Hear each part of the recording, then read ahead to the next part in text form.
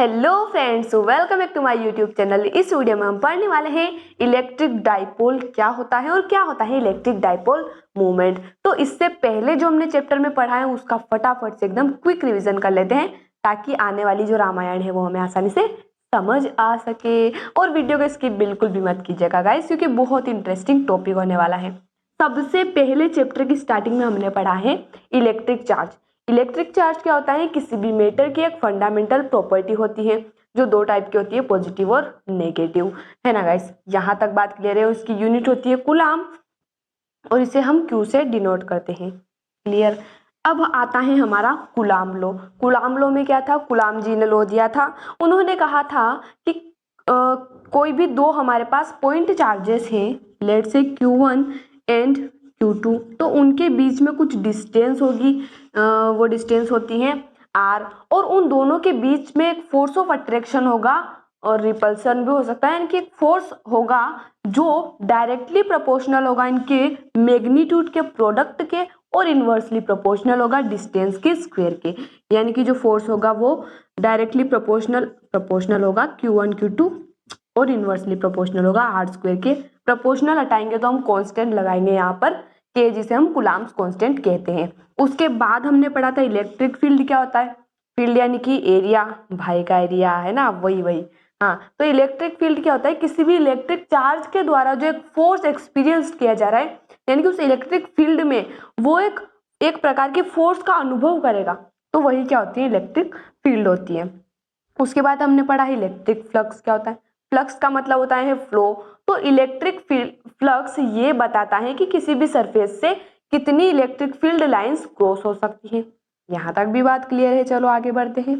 तो इसके बाद अब हम इस वीडियो में पढ़ने वाले हैं इलेक्ट्रिक डाइपोल क्या होता है। तो इलेक्ट्रिक डाइपोल होता है एक, यहाँ पर इसको रफ कर देते हैं। Electric dipole is a pair of two equal and opposite,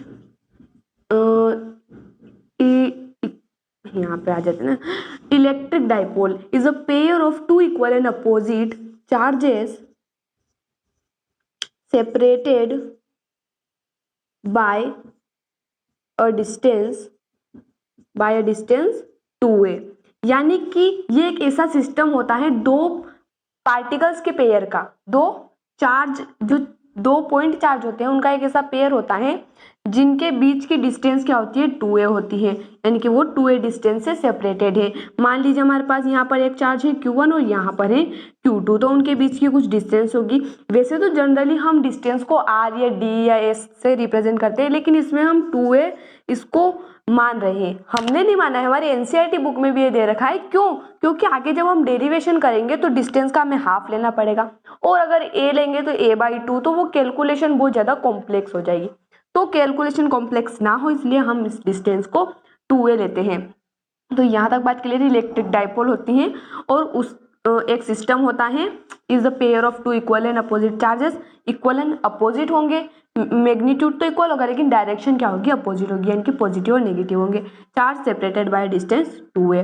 इसके बाद हम देख लेते हैं डाइपोल मूवमेंट क्या होता है।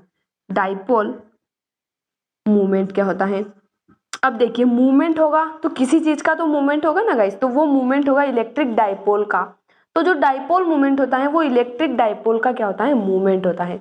और वो क्या होता है ये भी हम देख लेते हैं ना गाइस। इसको हम फटाफट से यहाँ पर रफ कर देते हैं। तो जो इलेक्ट्रिक डाइपोल होता है वो इक्वल होता है चार्ज ऑन आइदर साइड, किसी भी साइड का ले सकते हैं क्योंकि मैग्नीट्यूड तो दोनों का सेम ही है, multiplied by distance between them. तो यहाँ पर किसी भी साइड का हम चार्ज ले सकते हैं, तो इसको हम मान लेते हैं Q है, और डिस्टेंस क्या होगी इनका? 2a होगा। तो ये हो गया हमारा डाइपोल मोमेंट, जिसे कि हम P से डिनोट करते हैं। तो ये P इक्वल हो जाएगा Q इंटू में 2a हो जाएगा। इसकी यूनिट क्या होती है? इसकी यूनिट होती है C, यानी कि कूलाम इंटू मीटर। अब यहाँ पर डैश क्यों लगाया? क्योंकि जल्दी में अगर हमने इसको ऐसे लिख दिया तो वो सेंटीमीटर हो जाएगा ना गाइस, तो कंफ्यूजन ना हो इसलिए हमने C के यहाँ पर डैश लगाया।